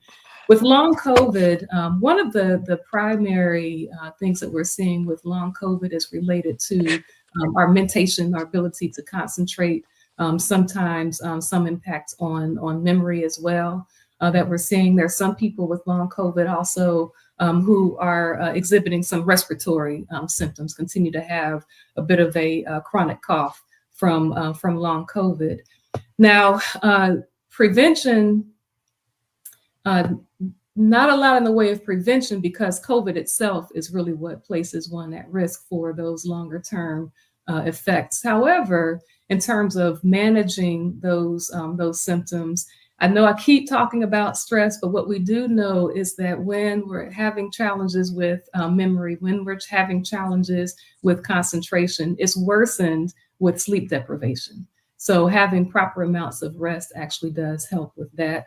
And there's some research that's still being done as it relates to the kind of cough, the chronic cough, and some of the respiratory challenges that one might have with long COVID. Right now, the approaches are primarily around symptom management, but as far as addressing any kind of longer term impacts or worsening of those symptoms, that's still under study.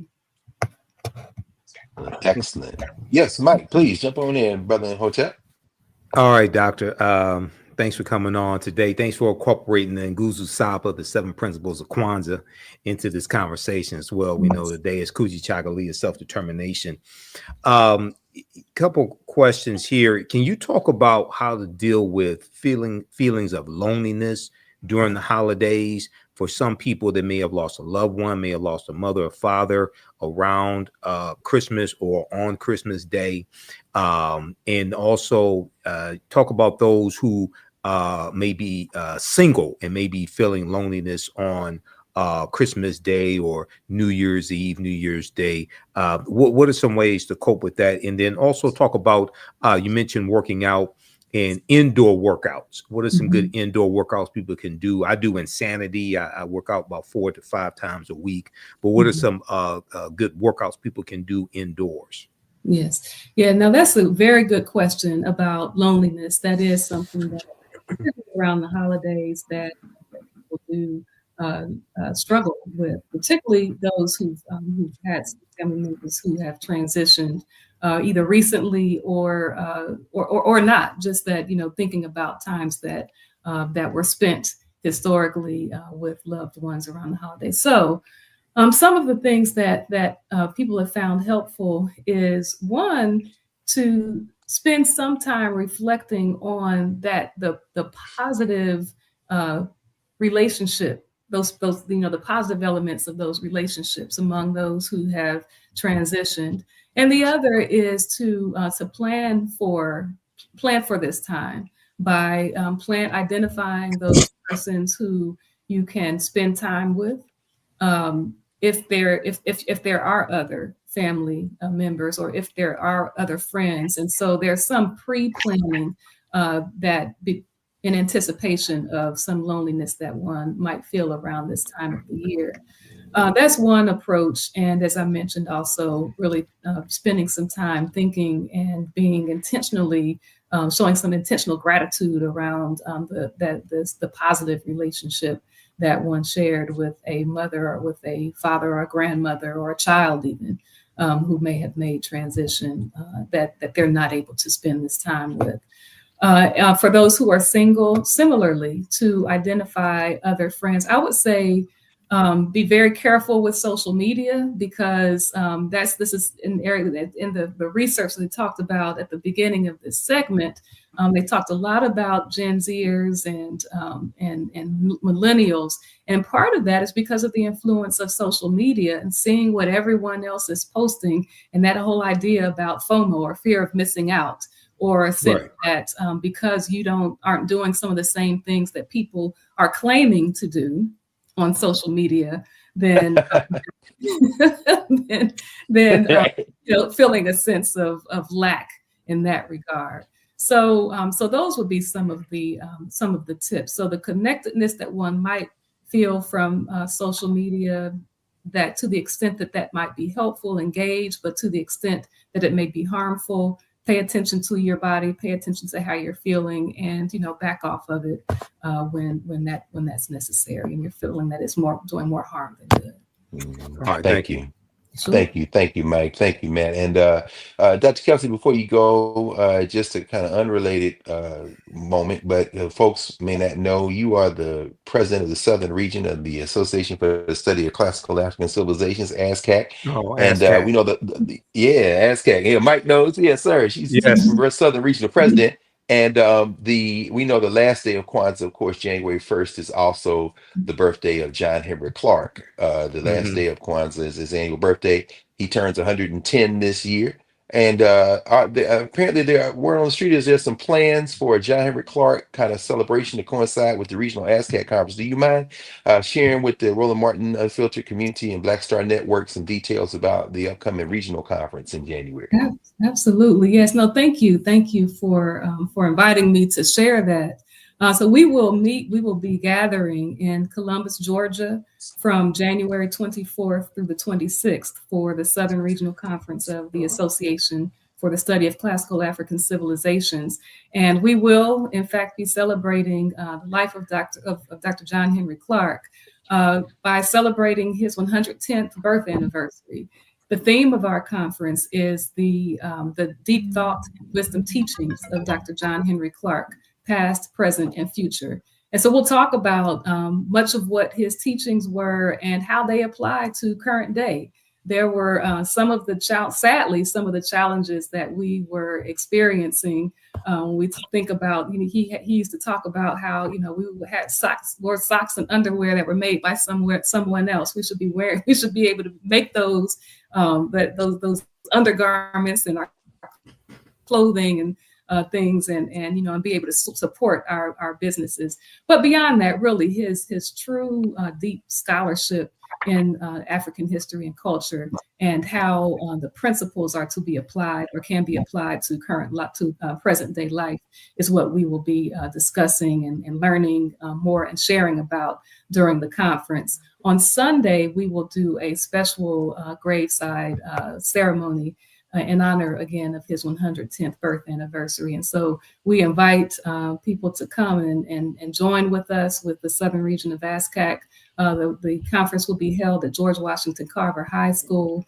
Very excited to be there. They will also be celebrating the fact that they are the statewide basketball champions. And so they'll be celebrating that at the school as well.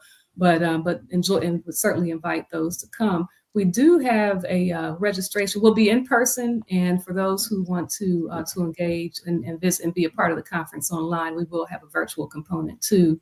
And the registration I will share quickly is tinyurl.com/ASCAC. That's ASCACSR for Southern Region 2025 REG. So I know that's supposed to be a tiny URL, but it's a little long. But after the tinyurl.com is ASCAC-SR 2025 REG for registration.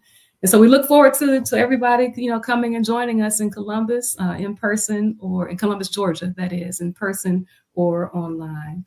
So again, thank you for allowing me to share on that. Thank you, Dr. Kelsey. And before those Carver folks come after us, it was the football state championship they won. How you were together? Let's say basketball. Oh, absolutely. Oh my goodness. Yes, football. Yes, please. Football. Yes. Yeah. That's right. Oh, Yes, they're the state football champions. Yeah, no, I don't want them Georgia Negroes come knocking on your door. It's all right. So anyway, right. All right, y'all. You. Of course, I know this is the last day of the year for the Friday panel. So as always, Brother Matt, Brother Michael, and thanks for joining us, Dr. Kelsey. We will see everybody on next Friday. Will be next year. So thanks for joining us tonight.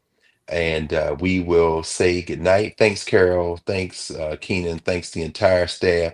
Roland, get some rest, brother. Oh, and by the way, on the way out, why don't y'all hit that like button? Just go ahead and hit that like button if you can. Roland Martin Unfiltered here on the Black Star Network. And with that, we'll sign out the way Roland signs out. Holla.